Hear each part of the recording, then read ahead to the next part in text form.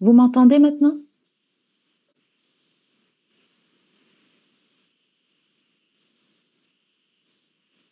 Ok. Donc,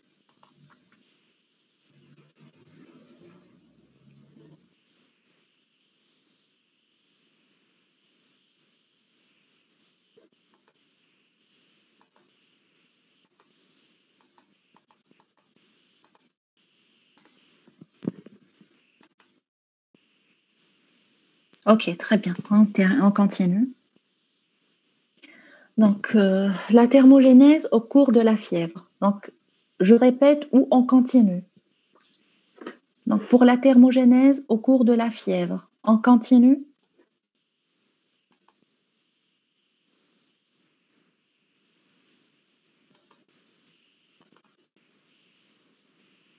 Bon, pour la diapo précédente, on l'a déjà reprise à plusieurs fois. Donc, on va continuer. Donc, on a parlé de la thermogénèse, on a dit on a parlé de la thermorégulation, pardon, au cours de la fièvre. On a dit que normalement, à l'état normal et en dehors de toute situation pathologique, notre corps est normalement, notre thermostat est réglé à 37 degrés. Donc, en cas de situation pathologique, donc, il va être déréglé. Exemple, à 40 degrés au lieu de 37. Donc, et à ce moment-là, notre organisme, il va réagir comme s'il était dans un milieu qui l'entoure, qui a une température ambiante basse. Donc, il y aura mise en jeu des mécanismes de la thermogénèse pour faire augmenter la température corporelle à ce nouveau niveau. OK? Donc, l'inverse de cette augmentation de la température, donc c'est la défervescence. La défervescence, c'est le retour de la fièvre vers une température normale à 37 degrés. Le fait de passer d'une fièvre, par exemple à 39, à une température normale à 37, on appelle ça la défervescence. Et la défervescence donc, va mettre en jeu le mécanisme inverse de la thermogénèse, qui n'est que la thermolyse. Et au cours de la thermolyse, il y aura la sudation. Donc, c'est pour ça, quand on a de la fièvre, donc par la suite, on a de la sueur, parce que notre corps essaye de faire baisser la température, et parmi les mécanismes de la thermolyse, c'est la sudation. Donc, on continue. Parmi les conséquences de la fièvre, donc il faut savoir qu'il y a des conséquences qui sont bénéfiques et d'autres qui sont euh, néfastes. Parmi donc, les conséquences bénéfiques, donc, il y aura une augmentation des mécanismes de défense de notre organisme jusqu'à 39 degrés et demi. Donc, cette fièvre, quand même, c'est un mécanisme de défense de l'organisme parce qu'elle va favoriser donc, les mécanismes de défense. Au cours donc, de la fièvre, donc, il y aura une diminution de la croissance bactérienne. Donc, non, la défervescence, ce n'est pas un mécanisme de défense. Je l'ai défini tout simplement. Donc, on a dit que le passage, donc, quand notre température augmente, quand on va avoir de la fièvre, donc notre corps, donc, il va faire baisser la température. Le retour d'une température élevée vers une température normale s'appelle la défervescence, tout simplement. Et pour que ce retour-là se fait, il y aura mise en jeu des mécanismes de la thermolyse, tout simplement. Donc, la défervescence, c'est le fait de baisser la température de la fièvre vers la température normale, tout simplement.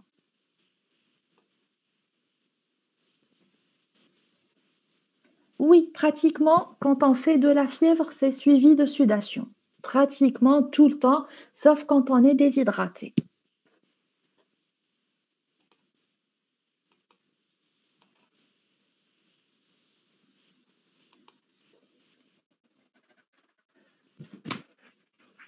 Donc, la diminution de la croissance bactérienne, quand la température corporelle augmente aux alentours de 38 à 39 degrés, donc il y aura une diminution du développement des bactéries. Donc, et c'est un effet bénéfique pour notre corps. Il y aura une diminution ou bien un ralentissement de la croissance bactérienne. Parmi les mécanismes, parmi les conséquences, disons, néfastes, il y aura une augmentation du métabolisme cellulaire et l'augmentation du métabolisme cellulaire va entraîner une augmentation de la fréquence et aussi du débit cardiaque. Pourquoi? Parce que lors de l'augmentation du métabolisme cellulaire, les cellules, ils ont besoin de nutriments et d'oxygène. Et pour que cela puisse être assuré, il faut que le cœur batte plus. Donc, il y aura une augmentation de la fréquence et du débit cardiaque. L'hypercatabolisme protéidique aboutira à un amaigrissement et cela va se voir au cours des fièvres prolongées.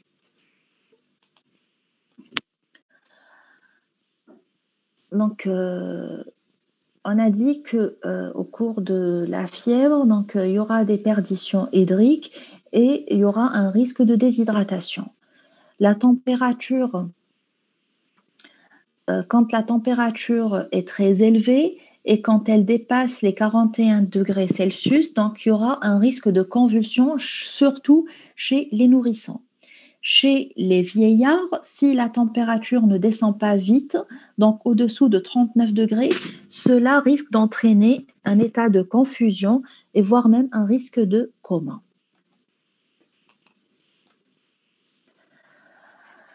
Maintenant, arrivons au grand 3 et on va voir les méthodes de mesure de la température.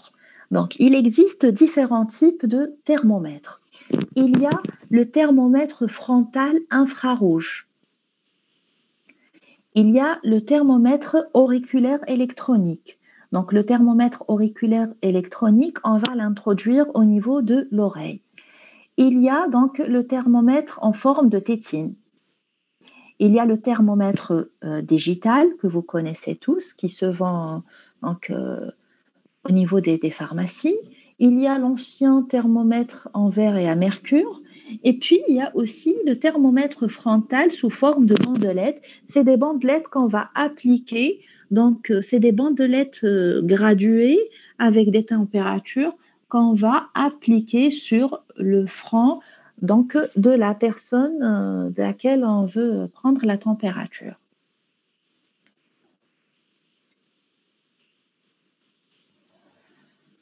Pour la prise de la température, elle doit se faire dans une pièce qui est relativement fraîche.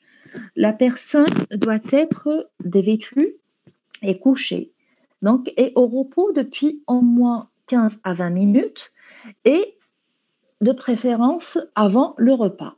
Parce que comme on l'a dit tout à l'heure, après l'alimentation, il y aura une élévation de la température pendant 3 à 4 heures. Donc, si notre malade, il est alité, si on prend la température chez une personne qui est alitée, c'est-à-dire qui ne bouge pas de son lit du tout. Donc, là, on va la prendre le matin et le soir, chaque jour et à la même heure. Chez les autres personnes, chez les personnes qui ne sont pas alitées, qui bougent, on va prendre la température le matin avant que la personne ne se lève de son lit et avant qu'elle prenne son petit déjeuner et on va la prendre le soir, après une demi-heure de repos absolu et avant la prise du repas. Retenez, pour la prise de température, elle doit se faire dans une pièce qui est relativement fraîche. La personne doit être dévêtue et couchée.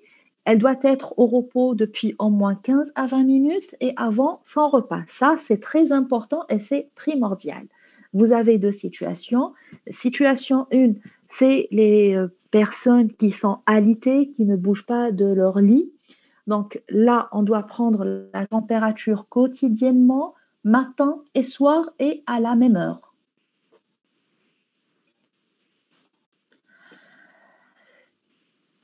Chez les personnes qui ne sont pas alitées, donc comme vous et moi, qui bougent, donc la température, elle doit être prise le matin avant que la personne ne se lève de son lit et qu'elle prenne son petit déjeuner, et le soir, après une demi-heure de repos absolu, donc la personne doit s'allonger, se reposer et avant de prendre son repas.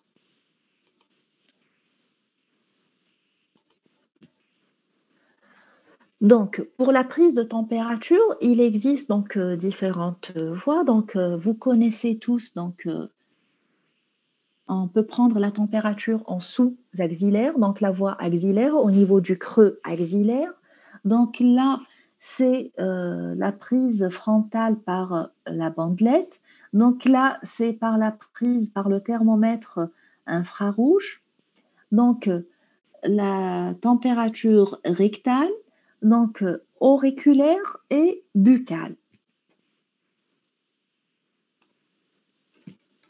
Donc, je vous demande de me suivre un peu sur ce tableau, donc qui va nous montrer donc les différentes prises de température, donc leur fiabilité, leurs avantages, leurs inconvénients, donc les situations où elles sont contre-indiquées et la modification de la température, c'est-à-dire quand on allie du thermomètre, est-ce que c'est la température, elle est identique à la température centrale ou on doit rajouter quelques degrés. Donc, la prise de la température tympanique ou auriculaire, elle a une bonne fiabilité, donc elle a des avantages. Donc, elle est non, elle n'est pas douloureuse, elle est confortable, elle est hygiénique, elle est rapide et fiable. Les inconvénients, c'est le coût. Donc, le thermomètre tympanique ou auriculaire, donc, il est cher. Et ce n'est pas donné à tout le monde de l'avoir, car il coûte aux alentours de 6 000 dinars. OK? Donc, la précision du geste, donc il faut que quand même le thermomètre soit bien placé au niveau du conduit auditif. C'est contre-indiqué dans les situations où il y a une otite, donc une infection au niveau des oreilles ou bien des bouchons de cérumen. Donc, la température centrale, donc la température qu'on lit sur le thermomètre, elle est identique à la température centrale. Donc, quand on prend la température en auriculaire ou la température tympanique, donc elle est identique. Donc là, c'est le flash ou bien le thermomètre infrarouge frontal. Donc la fiabilité, bon, elle est moyenne. Les avantages, la lecture, elle est très rapide. Ce n'est pas intrusif, donc on n'aura pas à introduire le thermomètre dans un orifice naturel. C'est hygiénique parce qu'il n'y a pas de contact avec la peau, donc on peut l'utiliser d'une personne à une autre sans avoir à le nettoyer. Et il n'est pas douloureux. Les inconvénients, c'est la fiabilité. Il n'est pas très fiable. Donc, il n'y a aucune contre-indication et il faut rajouter donc 0,5 degrés Celsius, donc l'heure qui est affichée sur donc le cadran du lecteur. Donc là, donc là, c'est la bandelette frontale. Donc pour la fiabilité, elle n'est pas trop fiable. Donc ses avantages, elle est non intrusive. Donc on n'aura pas à introduire cette bandelette dans un conduit naturel. Donc on va juste la placer sur le front. Elle est facile à utiliser. Et l'inconvénient, elle n'est pas toujours fiable, elle n'est pas contre-indiquée et on aura à rajouter en moyenne 1 degré Celsius. Donc la prise axillaire, Donc la fiabilité, elle est moyenne, donc non intrusive. On a juste à placer le thermomètre au niveau du creux axillaire, donc c'est hygiénique, ce n'est pas du tout douloureux. Donc les inconvénients, c'est la durée de la prise et la précision du geste. Donc la durée de la prise, on doit attendre en moyenne 5 minutes pour faire donc la lecture. C'est contre-indiqué chez les sujets très maigres. Pourquoi? Parce que bon, le thermomètre ne va pas être donc au contact avec la peau en totalité. Donc, quand on prend la température au niveau du creux axillaire, donc on aura à rajouter 0,5 degrés sur ce qu'on lit sur le thermomètre. Donc la température rectale, donc la voie rectale donc sa fiabilité, elle est bonne. Son grand avantage, c'est la fiabilité. L'inconvénient, c'est la durée de la prise, l'hygiène. Donc là, donc le thermomètre doit être à usage strictement personnel, nettoyé avant et après. C'est intrusif parce qu'on doit donc mettre le thermomètre au niveau de l'anus. Donc, et c'est inconfortable. Donc, certains patients donc, refusent cette prise. Donc, c'est contre-indiqué en cas de diarrhée. Quand la personne fait de la diarrhée, il ne faut pas prendre la température par la voie rectale. En cas de chirurgie rectale, quand il y a une fistule anale, donc chez le prématuré et le nouveau-né aussi, c'est contre-indiqué. Donc, quand on prend la température rectale, elle est identique à la température centrale et on n'aura pas à rajouter euh, quelle que soit à la température qui est liée sur le thermomètre. Donc, la prise buccale, bon, nous, on ne l'utilise pas trop, c'est surtout les Anglais qui l'utilisent. Donc, la fiabilité, elle est moyenne. Les avantages, ce n'est pas douloureux. Donc, l'inconvénient, c'est l'hygiène. Donc, pour mettre un thermomètre au niveau de la bouche, il faut le nettoyer avant et après.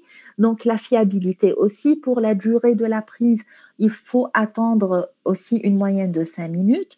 Donc, contre-indiqué chez l'enfant de moins de 5 ans, parce que l'enfant de moins de 5 ans, il ne va pas bien coopérer pour garder correctement le thermomètre dans sa bouche. Une personne confuse ou agitée, aussi, elle ne va pas garder le thermomètre dans sa bouche. Et en cas de chirurgie de la face. Donc, on aura à rajouter 0,5 degrés Celsius à la température qu'on lit sur le thermomètre.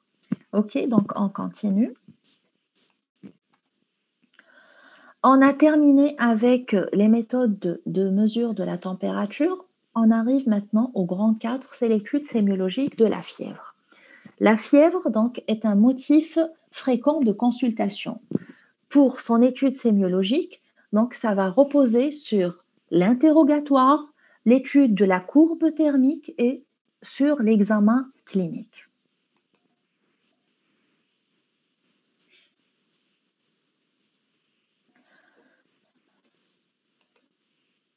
L'interrogatoire. Par l'interrogatoire, on va rechercher donc le terrain, donc on va préciser donc l'âge, l'origine, les antécédents, tous les antécédents personnels, donc l'histoire de la maladie, est-ce que la personne a voyagé dernièrement, est-ce qu'elle a été donc au contact, est-ce qu'elle a été au contact d'animaux? Est-ce qu'elle a été au contact d'une personne qui souffre d'une maladie infectieuse et transmissible? Donc tout ça va être précisé donc, dans l'interrogatoire. Ensuite, on va chercher les caractères anamnestiques de la fièvre. Tout d'abord, on va préciser son mode de début. Il faut savoir qu'il existe essentiellement 3 modes de début. Le début aigu, le début progressif et le début insidieux. Donc, le début aigu, on aura une augmentation de de la fièvre, donc on aura une augmentation de la température de 37 degrés à 40 degrés en quelques heures, débutant par un frisson unique et prolongé. Là, je vous donne un exemple. Donc, on est de garde donc, dans les urgences pédiatriques et là, on a une maman qui, qui vient consulter avec son enfant, âgé de 7 ans et qui va à l'école primaire. Elle nous dit que ce matin, son enfant s'est réveillé normalement, elle l'a habillé, elle l'a emmené à l'école. À midi, il est rentré normalement, il a fait sa séance de cours l'après-midi aussi normal. Elle a récupéré aux alentours de 15 heures. Donc, à ce moment-là, son enfant lui a dit: «Maman, j'ai froid».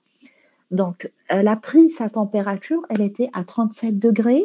Donc, l'enfant a continué à se plaindre de sensations de froid. La maman a vu qu'il frissonnait et par la suite, quand elle a pris sa température vers les coups de 15 heures, elle a trouvé que la température, elle est passée à 40 degrés. Donc là, c'est un début aigu. Donc, dans ce que je viens de vous raconter, donc rapidement, en quelques heures, la température, elle est montée de 37 à 40 degrés et ça a été précédé par un frisson unique et prolongé. Donc, c'est compris pour le début aigu. C'est clair? C'est clair pour le début aigu? OK, on continue. Le début progressif. Le début progressif, donc il y a une ascension, c'est-à-dire une augmentation de 0,5 degrés Celsius par jour pour atteindre le maximum thermique de 40 degrés au bout de 4 à 5 jours. Je vous donne un exemple. Donc, je suis en consultation. Il y a une patiente qui vient me voir. Elle me dit que je suis fatiguée depuis environ 4 à 5 jours. Donc, je me sens fatiguée et je commençais à me sentir, j'ai commencé à sentir que j'ai de la fièvre. Donc, le premier jour, quand j'ai pris ma température, elle était à 38 degrés. Donc, je prenais du paracétamol, ça diminuait. Le lendemain, ça a augmenté, donc j'étais à 38,5. Quand je prenais le paracétamol, ça diminuait, puis ça remontait à 38,5. Le troisième jour, j'étais à 39 degrés. Le quatrième jour, j'étais à 39,5 et aujourd'hui, je viens consulter parce que je suis à 40 degrés. Donc, vous voyez qu'il y a une augmentation donc, progressive de la fièvre de 38 degrés jusqu'à 40 et ça a augmenté progressivement de 0,5 degrés donc chaque jour jusqu'à atteindre les 40 degrés au bout de 4 à 5 jours. Donc là, c'est pour le début, le mode de début progressif. Le mode de début insidieux, donc là, quand on va interroger le patient malgré un bon interrogatoire, on ne pourra pas préciser le début exact. Donc le malade, il ne va pas nous dire que ça a commencé d'une manière aiguë au bout de quelques heures ou c'était progressif en 4 à 5 jours. Non, il va nous dire que ça remonte à environ une semaine. Donc, il y avait des jours où c'était augmenté, il y avait des jours où j'étais à 37, mais je ne peux pas vous dire exactement comment c'était. Donc, insidieux, donc c'est pas clair. Toujours dans les caractéristiques anamnéstiques de la fièvre, donc on doit préciser aussi l'évolution de cette fièvre dans le temps. Donc, comment elle évolue cette fièvre dans le temps? Est-ce qu'elle est permanente? Donc, pendant toute la journée, on a tout le temps de la fièvre. Ça ne diminue pas. Donc, du matin au soir, jour et nuit, on a tout le temps de la fièvre. Ou bien elle évolue par accès. Par accès, c'est-à-dire, elle augmente, ensuite elle diminue, ensuite il y a encore une augmentation, puis ça diminue. Aussi, on doit préciser la variation dans le nictémaire, c'est-à-dire, est-ce qu'elle est matinale ou vespérale? Parce que, en interrogeant le malade, donc le malade peut me dire que la fièvre, donc elle n'est pas là tout le temps. Pendant la journée, je n'ai pas de fièvre et elle vient le soir, donc elle vient par accès, donc elle augmente le soir. Donc là, on va dire que la fièvre, elle est vespérale. Ou parfois, c'est au contraire. Le malade, il va vous dire que pendant la journée, surtout la matinée, j'ai de la fièvre et par la suite, ça diminue. Donc, on va dire que ça évolue par accès et c'est soit matinal, soit c'est vespéral. Donc, par l'interrogatoire, donc aussi, on doit rechercher les signes fonctionnels tels que un mal de gorge, une douleur abdominale, une diarrhée. On doit chercher tous les signes fonctionnels.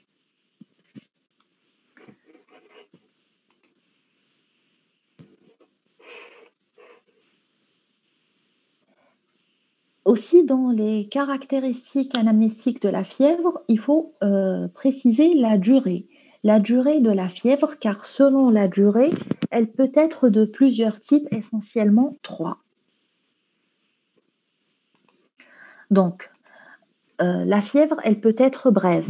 Donc là, les accès thermiques ne vont pas dépasser les 48 heures. Donc, on parlera de fièvre prolongée lorsque elle évolue pendant plus de 3 semaines ou plus de 21 jours et elle peut durer plusieurs mois. Quand la durée dépasse les 24 heures et elle est inférieure à 3 semaines ou 21 jours, on va dire qu'elle évolue depuis quelques jours. Donc la fièvre brève, c'est quand elle ne dépasse pas les 24 heures. On parle de fièvre prolongée quand ça dépasse 3 semaines ou 21 jours. Entre les deux, c'est une évolution de quelques jours. C'est clair? Donc, on continue. Donc, on a terminé avec l'interrogatoire. Maintenant, on passe à la courbe thermique. Ce que vous voyez là sur votre écran, donc ce que vous voyez là sur votre écran, c'est la fiche thérapeutique ou de surveillance qu'on utilise au niveau du CHU de Hannaba. Vous trouvez ces fiches de surveillance au niveau de tous les services. Dans la partie en bas là, donc on prescrit les traitements. Et là, c'est une partie qui est destinée à la surveillance des différents paramètres, entre autres la température que vous voyez ici. Donc là, vous voyez les 37 degrés, 38, 39, 40. Donc là, on est libre de diviser ça. Donc en général, on trace des lignes et on met la date et on met les heures. Et on met donc à chaque fois qu'on prend la température, on met une croix. Et ça va nous permettre de tracer la courbe de température. Donc, en général, donc, on prend la température matin et soir, mais dans certaines situations, on prend la température chaque 3 heures pour pouvoir tracer la courbe de température sur les 24 heures. Et il faut savoir que cette courbe, l'aspect de la courbe thermique nous permet d'être orientés dans les étiologies. Donc la courbe thermique peut prendre des aspects évocateurs qui peuvent nous orienter vers les étiologies. Donc l'aspect de la fièvre continue ou en plateau. Donc la température est voisine des 40 degrés avec une faible rémission le matin de 0,5 degrés. Donc la température, donc, elle est tout le temps à 40 degrés. Le matin, elle descend un peu à 39,5, puis elle remonte à 40 degrés, ce qu'on appelle la fièvre continue ou en plateau. Elle se voit surtout dans la fièvre typhoïde, dans les septicémies, dans le paludisme. Donc là, c'est le premier aspect. La fièvre continue ou en plateau, retenez sa définition. Donc la température est à 40 degrés et on a une faible rémission de la température le matin de 0,5 degrés Celsius. Se voit essentiellement dans la fièvre typhoïde, les septicémies et le paludisme dans sa phase de primo-invasion. la fièvre rémitante quotidienne. La température du matin, elle est subnormale.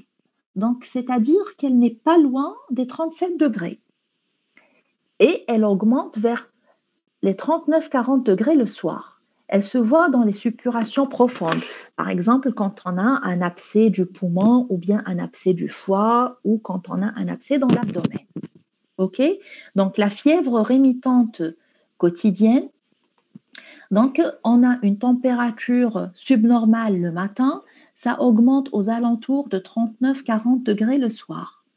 Et ça se voit dans les suppurations profondes. Suppuration profonde, c'est les infections profondes telles que les abcès du poumon ou du foie ou de l'abdomen. Le troisième aspect, c'est la fièvre intermittente. Pour la fièvre intermittente, je vous demande de vous concentrer, c'est simple. On a des accès de fièvre qui sont séparés par des intervalles d'apérixie totale, qui peuvent être régulièrement ou irrégulièrement espacés. Donc, on a de la fièvre, on a des accès de fièvre séparés par des intervalles d'apérixie. Au début, on a défini l'apérixie, c'est-à-dire absence de fièvre. Donc, et ces intervalles d'apérixie, soit ils ont une durée fixe, soit leur durée, elle n'est pas fixe. On va donner deux exemples. L'exemple de l'accès palustre, donc au cours du paludisme, et l'accès pseudopalustre. Commençons par l'accès pseudopalustre. Commençons par l'accès palustre. Donc, au cours du paludisme, il évolue en 3 phases. On a d'abord les frissons, puis une sensation de chaleur, c'est la fièvre où on a une élévation thermique, puis les sueurs. Donc, il réalise une fièvre de type tierce ou quatre, tout simplement. Tierce, on a le premier jour fièvre, le deuxième jour une apérixie totale, le troisième jour réapparition de la fièvre. Et si on fait la courbe thermique sur plusieurs jours, donc on aura toujours ce même aspect. Le premier jour, fièvre, deuxième jour, apyrexie, troisième jour, retour de la fièvre. Puis, on aura encore une apyrexie, puis retour de la fièvre. Il y aura toujours l'intervalle d'apyrexie fixe de 1 jour et la réapparition de la fièvre au troisième jour. C'est clair? Donc là, c'est une fièvre intermittente tierce. Donc,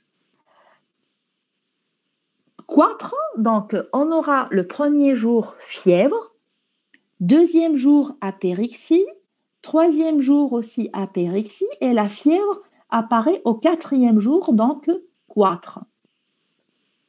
Et si on continue donc de faire la courbe thermique sur plusieurs jours, on aura toujours cet aspect qui va se répéter. Donc, premier jour fièvre, deuxième jour apérixie, troisième jour apérixie, quatrième jour, d'où son nom de quatre, on aura fièvre. Donc, cinquième jour apérixie, sixième jour apérixie, le septième jour apparition de la fièvre. Donc, l'intervalle d'apérixie, il est toujours fixe de 2 jours. C'est clair?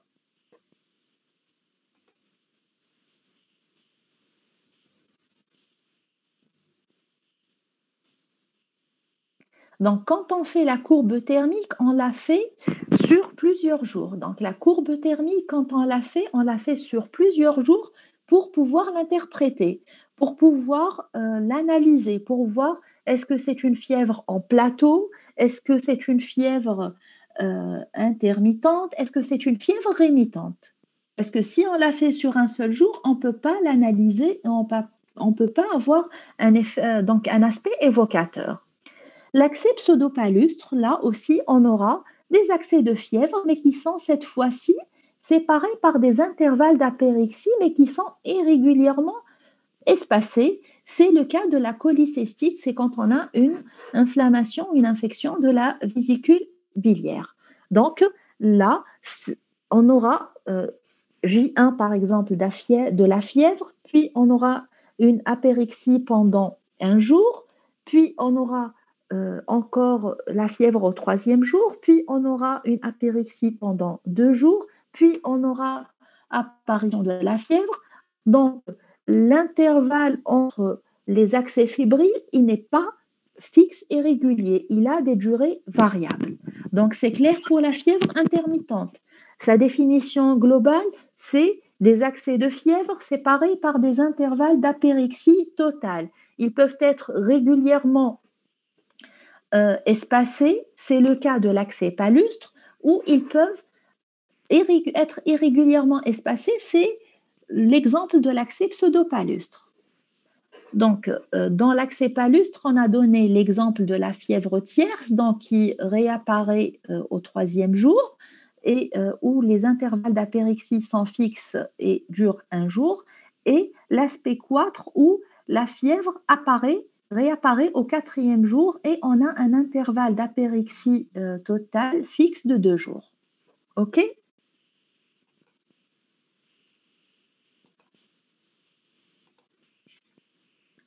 Ensuite, on a la fièvre ondulante, on a des poussées thermiques, donc à début et à fin progressives, on les alternant avec des